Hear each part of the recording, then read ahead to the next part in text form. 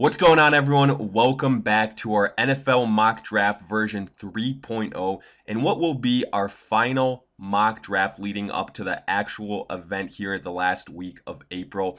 But no worries, I've got you guys covered with updated picks, updated trades, and trying to do my best in terms of breaking down team needs along with combining in terms of what I think will be the likeliest pick at each selection. So without further ado, let's go ahead, get right into this. Kicking things off with the first pick overall, the Arizona Cardinals select quarterback Kyler Murray. And look, I know in our last mock we looked at what might happen if the Cards pass on Murray, but that was for all intents and purposes a fun scenario to see the fallout of what would happen. But in all honesty, we know where this pick is headed. It's been headed in this direction for several months. I don't buy the current blurb that came out from the Cardinals that they aren't sure who they're going to select overall. I think they've had this pick locked down with Kyler Murray for several months.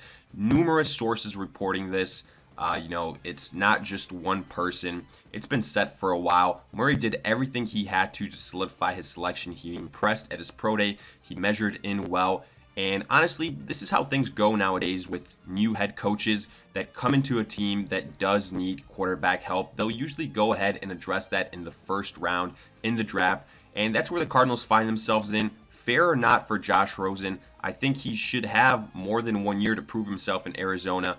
But I do think that his faith is sealed. He'll most likely be traded. Hopefully the Cardinals can get some type of compensation for him in the realms of a second or third round pick. But for now, they go with Kyler Murray here, find their long-term solution for a franchise quarterback.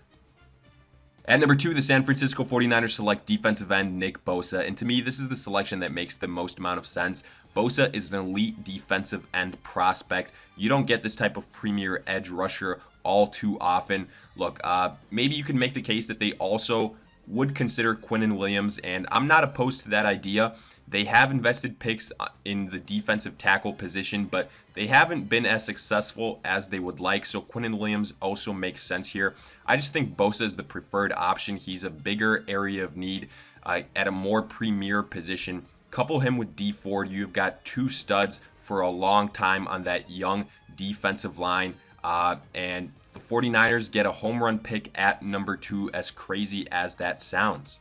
At number 3, the New York Jets select defensive tackle Quinnen Williams. And after having Josh Allen mocked here for the longest period of time, I've finally changed my stance on it. And I'm going with Williams here if the Jets stay put at number 3.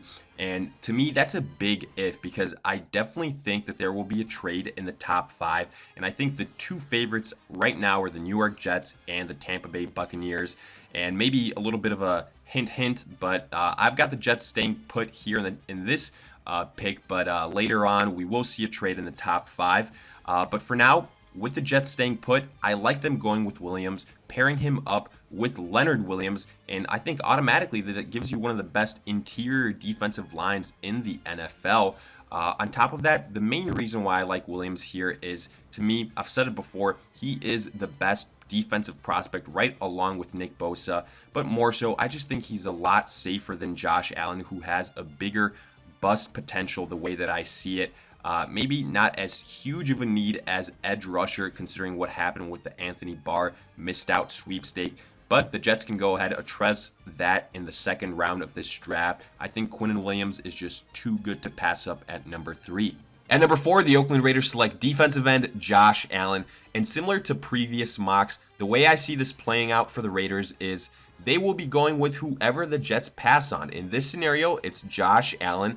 And look, if anything, he projects more so in terms of a Khalil Mack-esque player. The guy that they traded away to the Bears, he's younger, he's cheaper. The Raiders won't have to go through that headache that they faced with Khalil Mack. And he could potentially turn in that sack artist they oh so desperately needed either way. On top of that, they, if anything, have more depth at defensive tackle.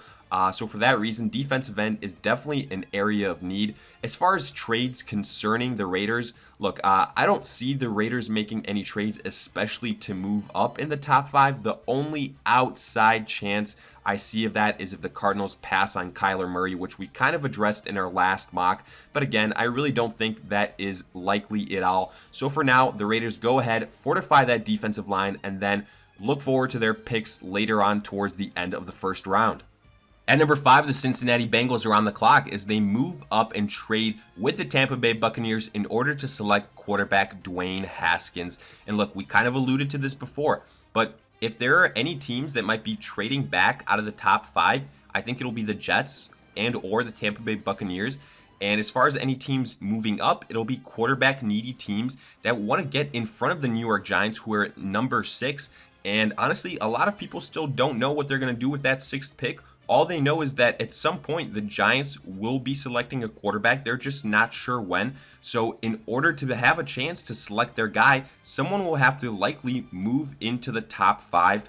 And the Bengals, to some extent, fit that bill. Look, personally, I would like to see them go either offensive line or linebacker. I'm not going to lie to you. And I do think there are some good candidates at number 11. But the reason I do think this is a possible trade here is because you have a new head coach coming into town. He is offensive minded, and the Bengals don't have a big commitment to Andy Dalton long term. They refuse to do that. And we all know when you have a new head coach coming in town, they usually like to bring in their own guys. You have got the Ohio connection here. Local kid, bring him into Cincinnati.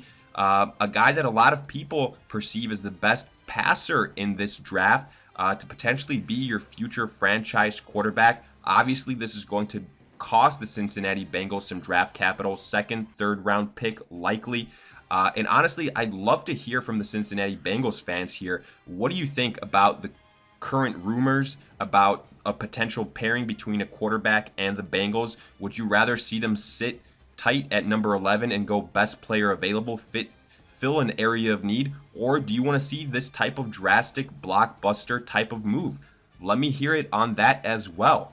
At number 6, the New York Giants select defensive end Rashan Gary, and with Dwayne Haskins off the board, the Giants are free to turn their attention to addressing needs in the trenches, either offensively or defensively. In this case, it's defensively, as the Giants hope to find their Olivier Vernon replacement in Rashan Gary, a guy that had a very unique role in Michigan because he didn't quite have a defined position there. To some extent, that's what's hurting him because teams don't know what type of scheme fit he will be. But guess what? He fits the Dave Gettleman MO because Gettleman, if quarterback doesn't make sense this early, and a guy like Dwayne Haskins is off the board, I really do think you will get a big guy to protect Eli Manning and open up space for Saquon Barkley offensively, or he'll get a guy that can get after the quarterback. And after hearing from some of you Giants fans last mock, I still think, honestly, even though you might not agree with it, that the Giants are one offensive lineman away from having a really strong O-line. Quarterback here just doesn't make sense to me. I think it's too early for this selection.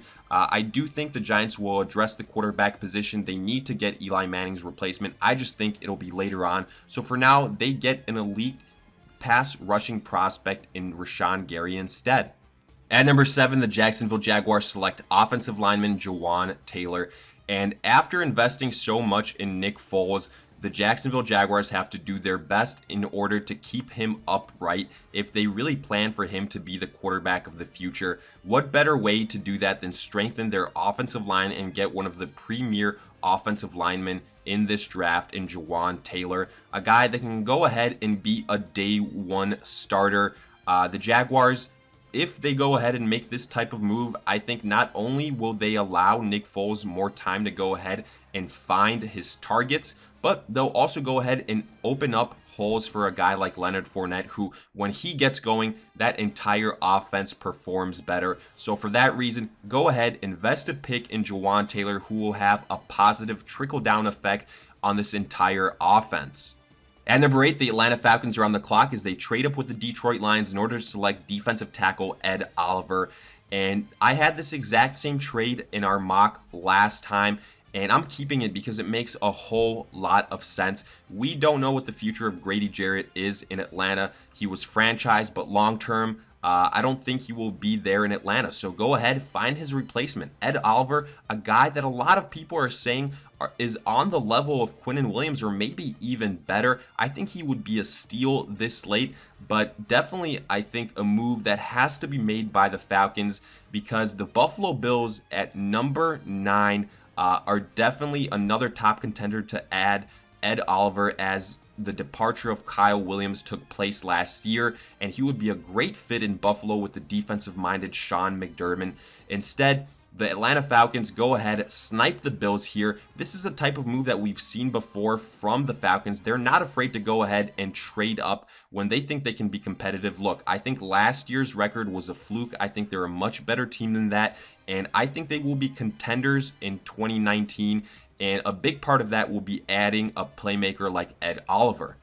At number 9, the Buffalo Bills select offensive lineman Jonah Williams. And if Ed Oliver isn't available here, I think the Bills go offense. The possibilities to me are either lineman or wide receiver. I just think the value here is much better for offensive linemen. I think it'd be somewhat of a reach to go wide receiver this early. For that reason, Williams is the selection. The Bills need a whole lot of help on that offensive line. Williams can be either a guard or a tackle. People still have questions about him, but I think he's one of the most pro-ready linemen coming out of college. People have questions about the size of his arms. Well, guess what? Wherever you put him, either guard or tackle, he's going to go ahead and improve that Buffalo Bills line from day one. And he's going to go ahead and give Josh Allen some much-needed protection after drafting a first-round quarterback in 2018. The Buffalo Bills should go ahead and invest in protecting him moving forward.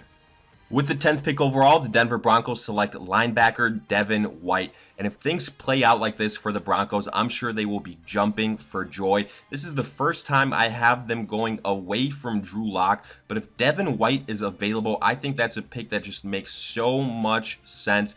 You just brought in Joe Flacco. I know he's not the answer to the quarterback situation in Denver, but I don't necessarily think that reaching for a quarterback like Drew Lock at this point in time is the answer either. Instead, go with a bona fide stud in Devin White, who is projected to be the best linebacker coming out of this draft class. People have him going as a top 5 pick. Getting him here would be a steal. You have a need at that position after the departure of Marshall. So Devin White is a plug-and-play starter from day one. He will be able to restore the image of that Denver defense, a guy that Vic Fangio would love with that defensive-minded mentality that he has.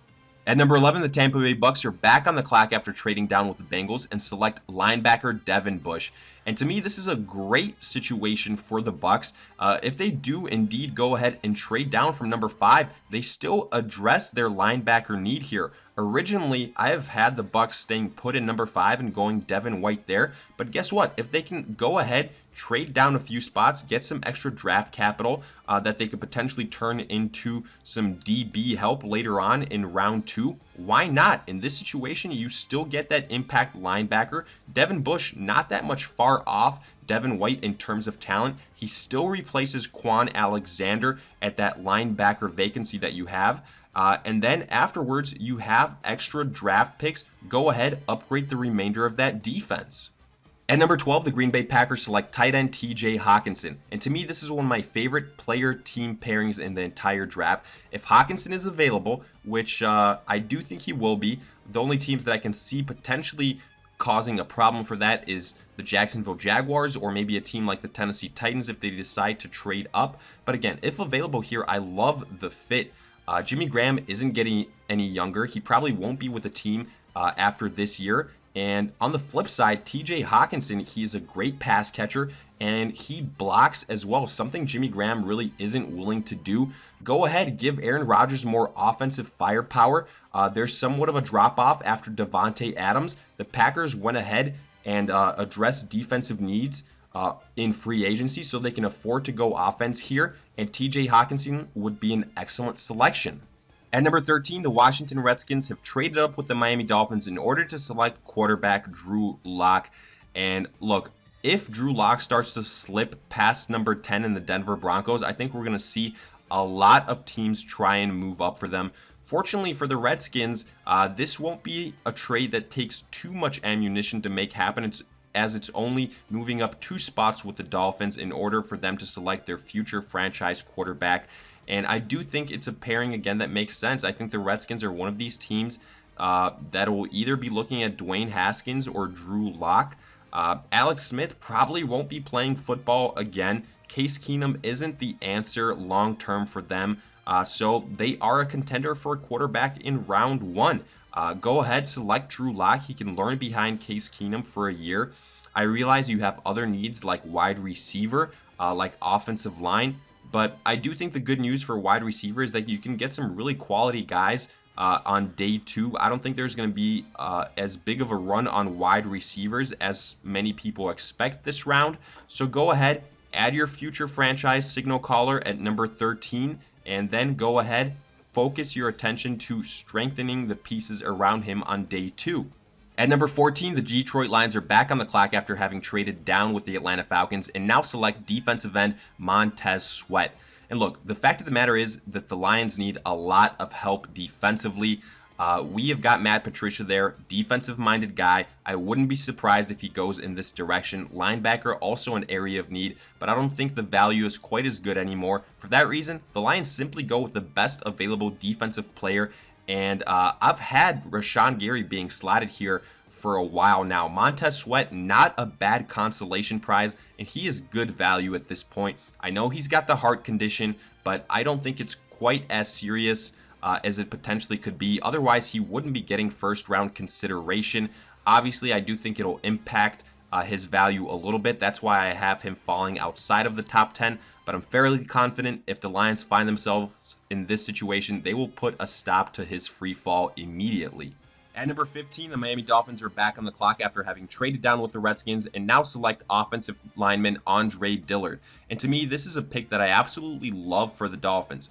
Look, a lot of people seem to think that the Dolphins probably won't have that good of a 2019 season, and I tend to agree with that. I know Ryan Fitzpatrick is there, but he's not the long-term answer, and all signs point to them wanting to get a signal caller in the 2020 draft.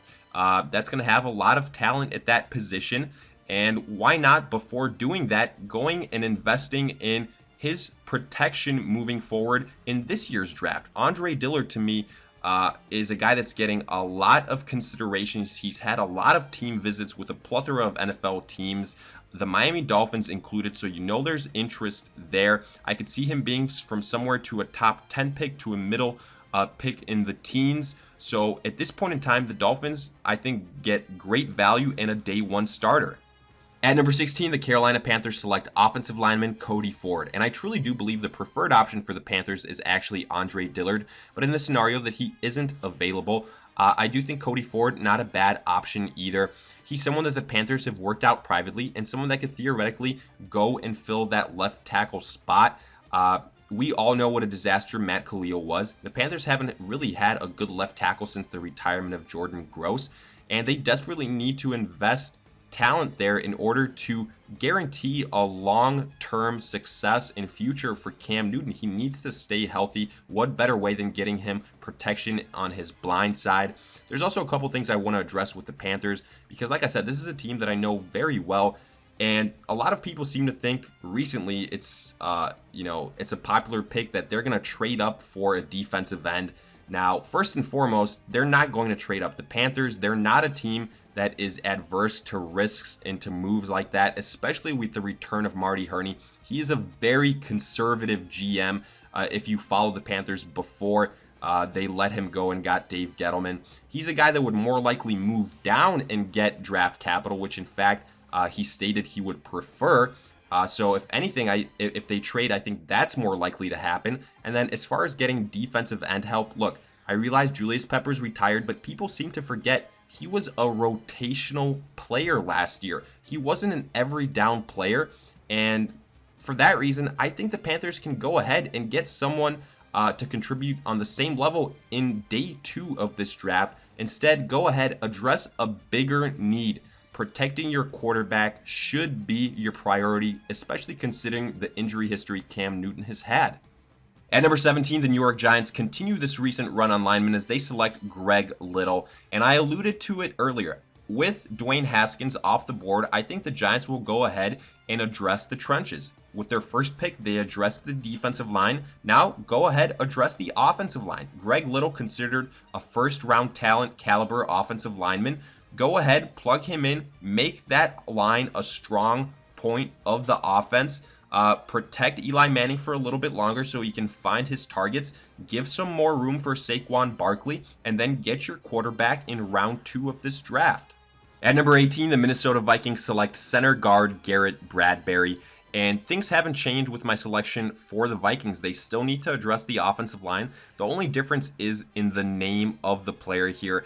I love Garrett Bradbury. I think he'd be a great fit in Minnesota. He offers so much versatility. He is one of my favorite offensive linemen in this draft. I think as a center, he is going to be elite. I think as a guard, he is going to be probably a Pro Bowler. So go ahead, add him to Minnesota. Again, give some more protection to Kirk Cousins, open up some more holes for Dalvin Cook, and make that offense dangerous again.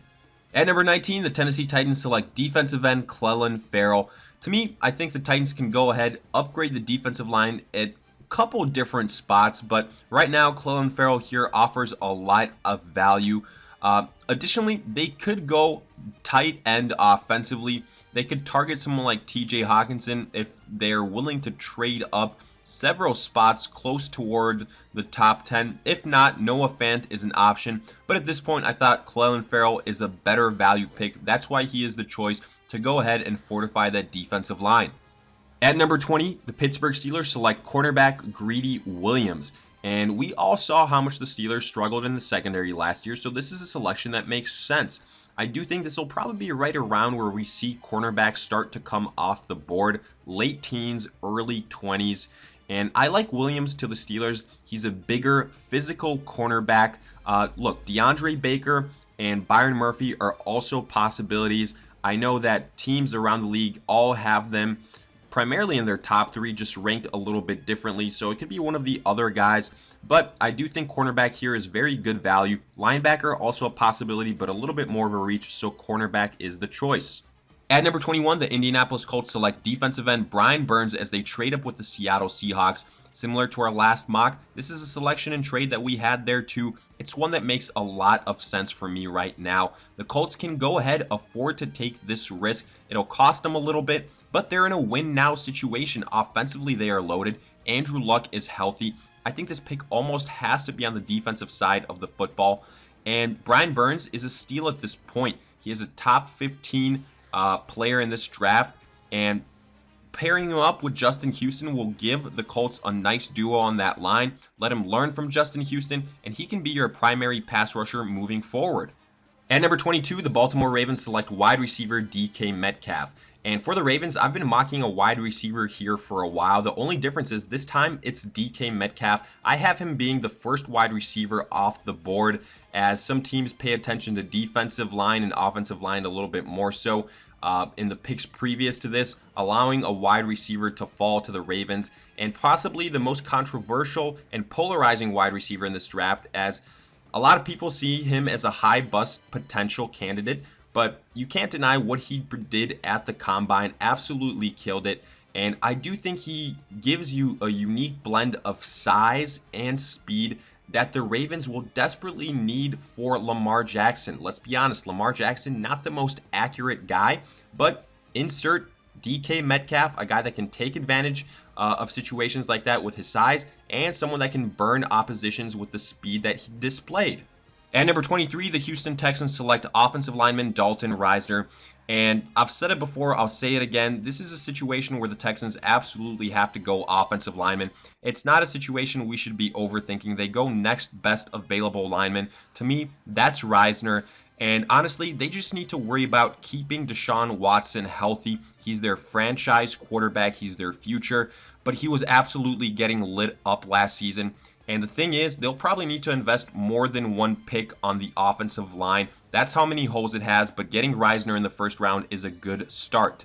At number 24, the Oakland Raiders select tight end Noah Fant. And just like their earlier selection here, this pick is about replacing lost talent. Earlier on, it was the replacement of Khalil Mack. Now it's the replacement of Jared Cook. Cook was such a big part of that offense in 2018. I think Noah Fant can have a similar impact. Insert him with Antonio Brown, and you continue to build this offense one piece at a time.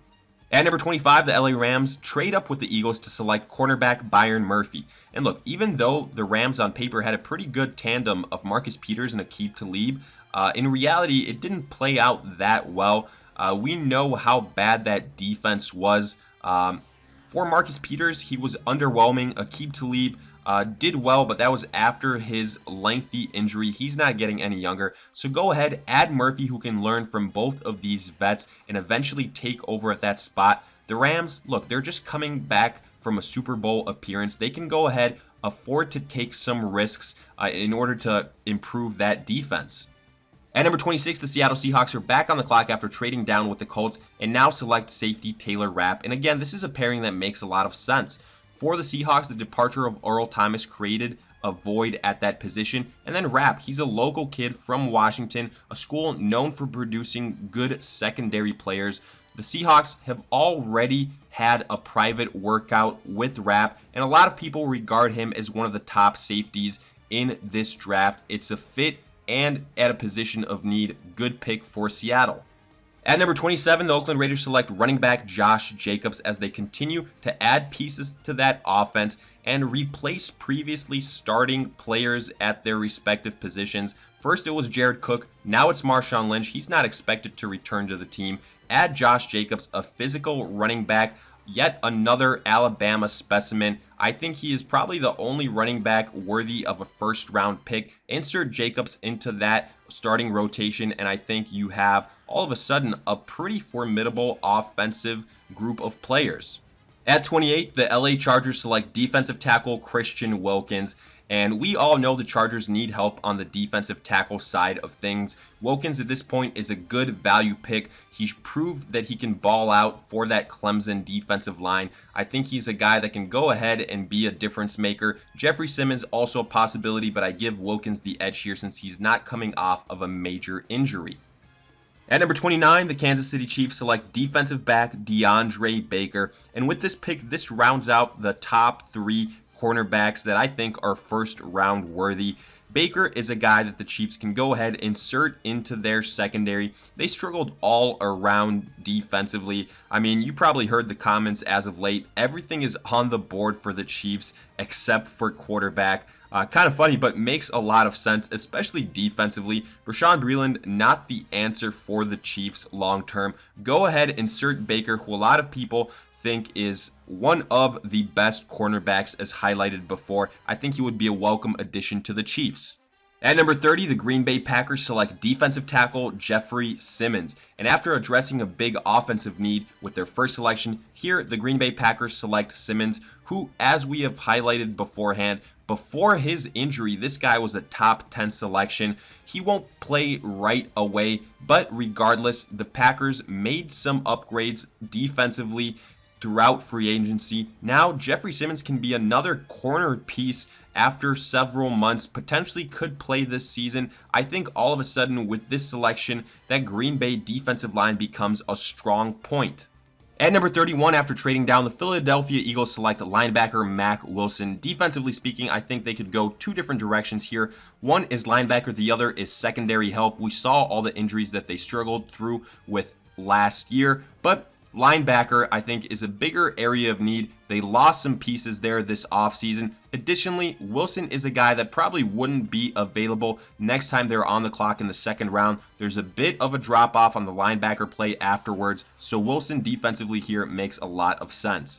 With the last pick in the first round, the New York Giants find themselves on the clock as they trade up with the Patriots to select quarterback Daniel Jones. And this is a trade that I really like for both teams. For the Giants, they finally get their heir apparent to Eli Manning. They stayed patient and still landed a top 4 quarterback that they've been connected to with that 17th pick at some points in time. Along with that, they upgraded the offensive line, defensive line. So I think this would be a great first round for the Giants. They won't have to give up too much. They've got an early second round pick. And for the Patriots, look, you get out of the first round. The Patriots have been known to make these type of moves. This way, they won't have to pay all that guaranteed money to a first round selection. Instead, they'll be able to save a little bit of money and give that to a second round pick. Maybe go ahead and use some of that money to re-sign some other players in the upcoming years. So I love this trade for both sides.